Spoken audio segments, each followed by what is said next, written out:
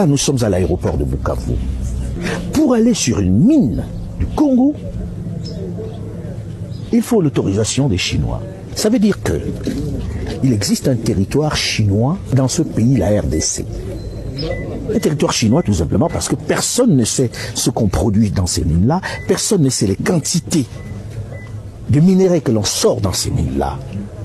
Personne ne sait ce qui se passe dans ces camps-là, dans ces mines-là. Ils déclarent ce qu'ils veulent, mais c'est classé en mine artisanale. Dans les statistiques des mines que l'on présente, personne ne peut dire ce qui sort des mines chinoises.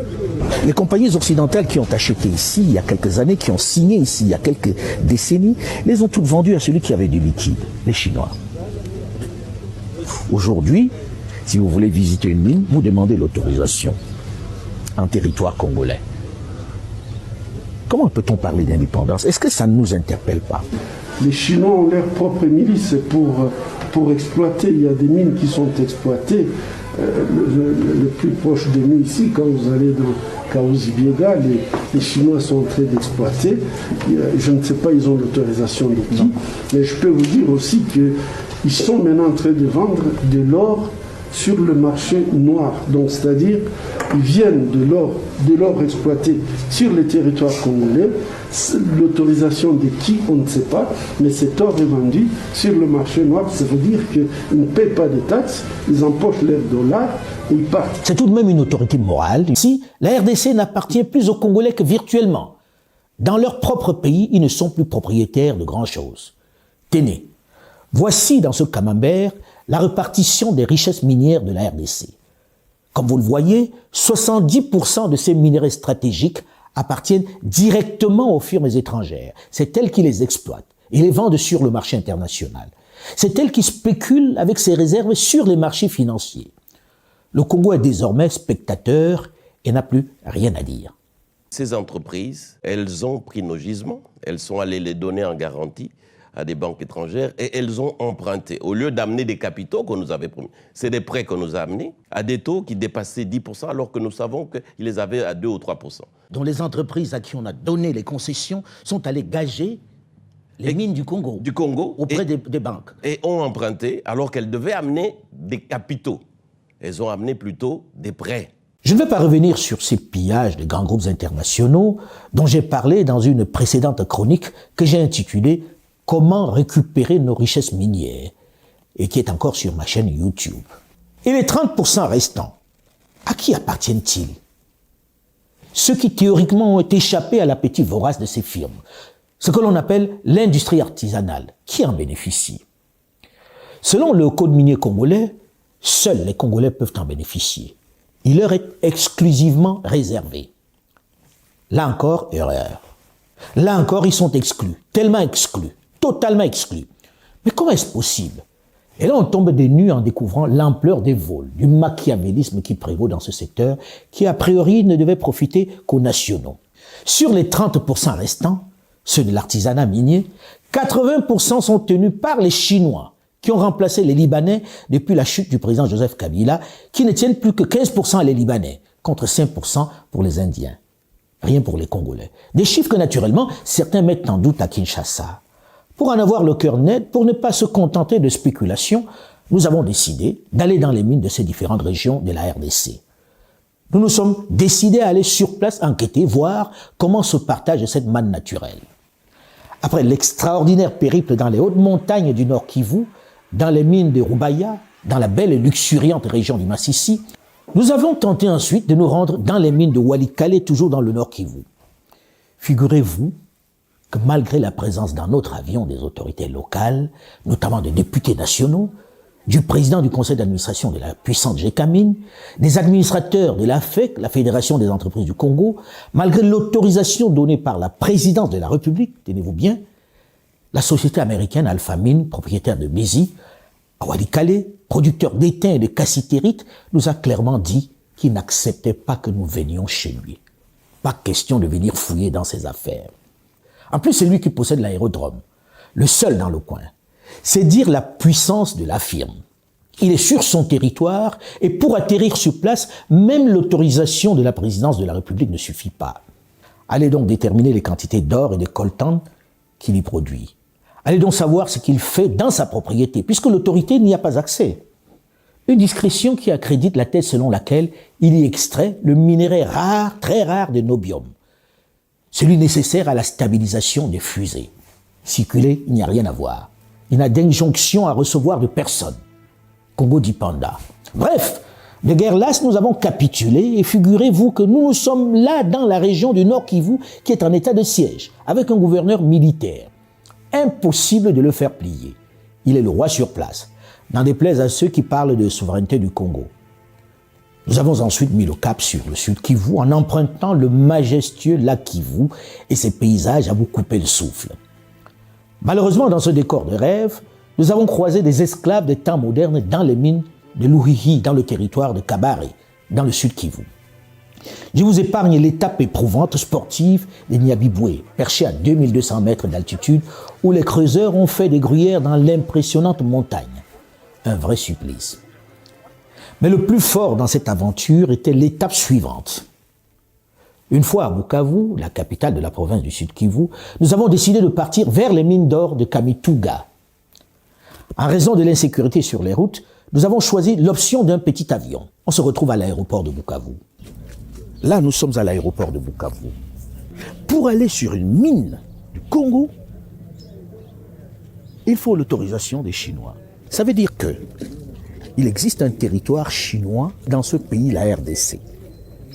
Un territoire chinois tout simplement parce que personne ne sait ce qu'on produit dans ces mines-là, personne ne sait les quantités de minerais que l'on sort dans ces mines-là.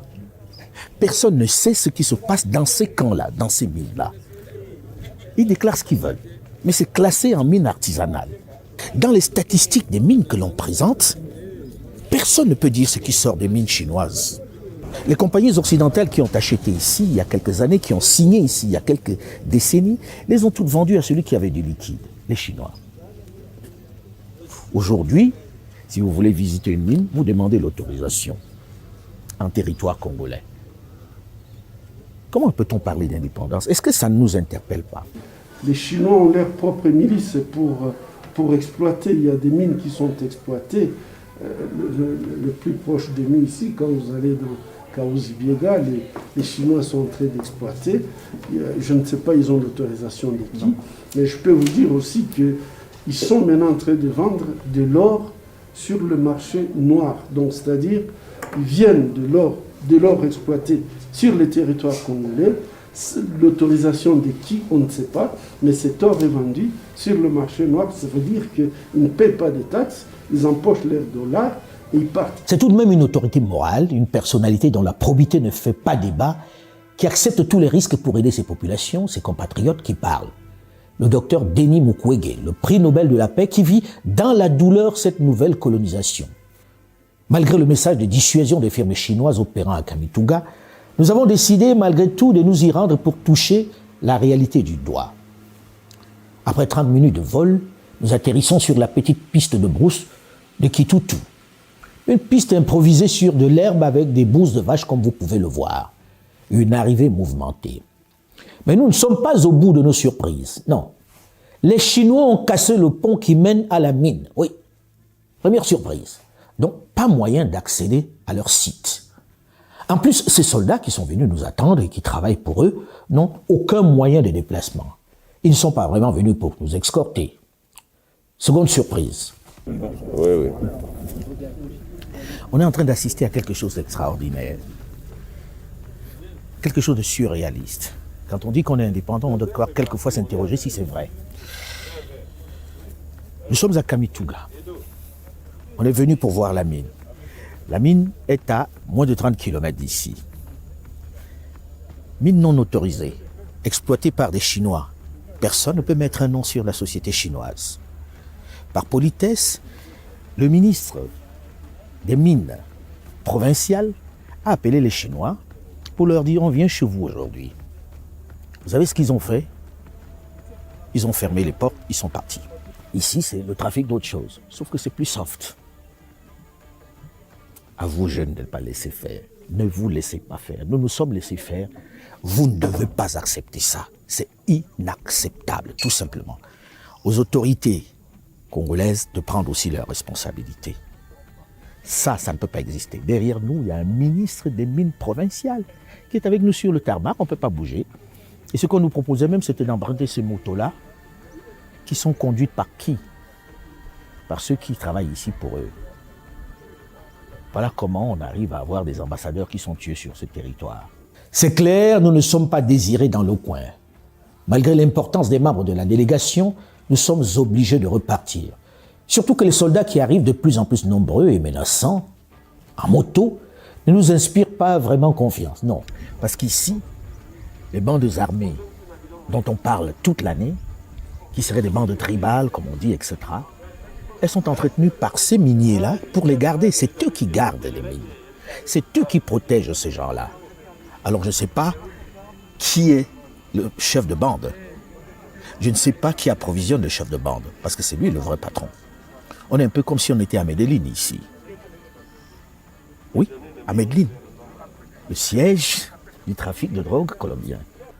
Il faut s'étonner quand même de la présence active et permanente des soldats des FARDC dans les sites miniers. Une pratique qui viole la réglementation congolaise et même internationale, et qui risque à terme de sortir les minerais congolais du marché mondial. Il l'était déjà. Il est revenu parce qu'ils ont corrigé les choses. Enfin, on croyait. Alors, courage, fuyons. Puisque nous ne pouvons pas nous rendre sur le site, directement dans les mines, nous choisissons de survoler à très basse altitude le site pour mieux juger la situation. Premier constat, il ne s'agit ni plus ni moins que d'une mine industrielle. C'est tout sauf artisanal ce qu'on voit.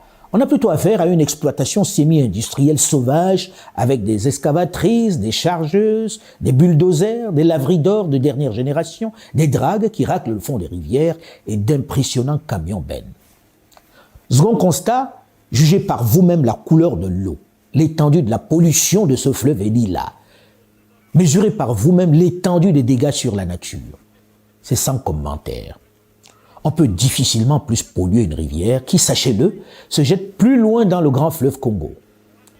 Déjà dans la région, on assiste à des maladies liées aux produits déversés dans ces rivières et fleuves où l'on extrait de l'or par ces firmes. Le mercure notamment, qui sert de solvant sélectif pour l'or. La dangerosité de ce produit n'est plus à démontrer. C'est pourquoi il est interdit pour toute exploitation industrielle en RDC comme dans le monde entier. Moi, j'ai soigné des malades qui étaient victimes des irradiations, des intoxications au mercure dans cette zone. Mercure. Bien sûr. Je crois que Kinshasa avait envoyé des experts de l'UNIKIN pour venir vérifier ces irradiations. Ils ont fait des expertises, mais on n'a jamais fait partir ces gens. Et moi, je me pose vraiment la question, nous, Africains, notre essence d'honneur, notre essence de dignité, où est-ce que ça se trouve? En réalité, depuis maintenant 2 ans, les firmes étrangères, notamment chinoises, installent en masse des entreprises minières dans la région du Sud Kivu et d'ailleurs dans l'ensemble des régions minières du Congo. Le Katanga, le Nord Kivu, le Lualaba, l'Ituri et autres. Au départ, la population pensait qu'elles respectaient les procédures légales. C'est progressivement qu'elles ont découvert qu'elles exploitent sans droit minier. Dans la région du Sud Kivu, il s'agit essentiellement d'ORC, de BM, de Régal, toutes chinoises. Pour les pauvres creuseurs qu'ils exploitent, qu'ils utilisent comme des esclaves, leur présence est le fait des autorités. Ils le pensent. Seulement, la technique est simple. Elles se mettent avec une petite coopérative agréée qui ne peut être détenue que par des citoyens de nationalité congolaise. C'est derrière elles que se cachent ces firmes chinoises. Alain, je crois que nous sommes dans une situation très difficile quand on voit comment l'exemple du Congo, aujourd'hui c'est l'absence, je dirais que même on a une absence de l'État. Parce que si un Chinois il vient de la Chine, il vous impose, il vous fait sortir de chez vous, il est en train d'exploiter l'or congolais, il vient, il le vend au marché, il met ses dollars en poche, et puis il part, il ne paye pas de taxes, d'ailleurs il s'en fout. Je peux vous dire qu'à Chabunda, ils ont même tué. Si la société civile est arrivée jusqu'ici, c'est puisque, en fait, les récalcitrants, ils étaient tout simplement tués dans votre propre pays.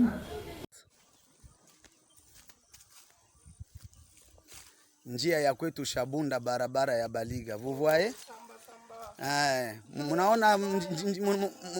Munaona Shabunda njia yetu bakubwa tu, saa ya vote tu, saa ya vote tu, mutu vote.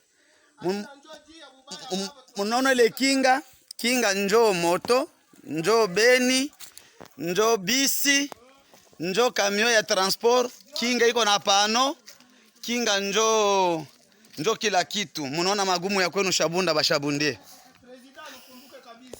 Munaona Shabunda ya kwenu. Wache tubaonyeshe ile kinga sasa mzuri.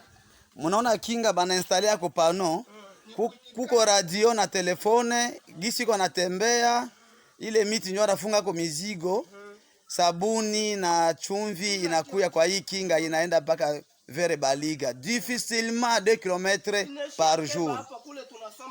Shida ya Shabunda. Saa ya vote tu, mutuchague. Bengine baka tudanganya na nyimbo huruma.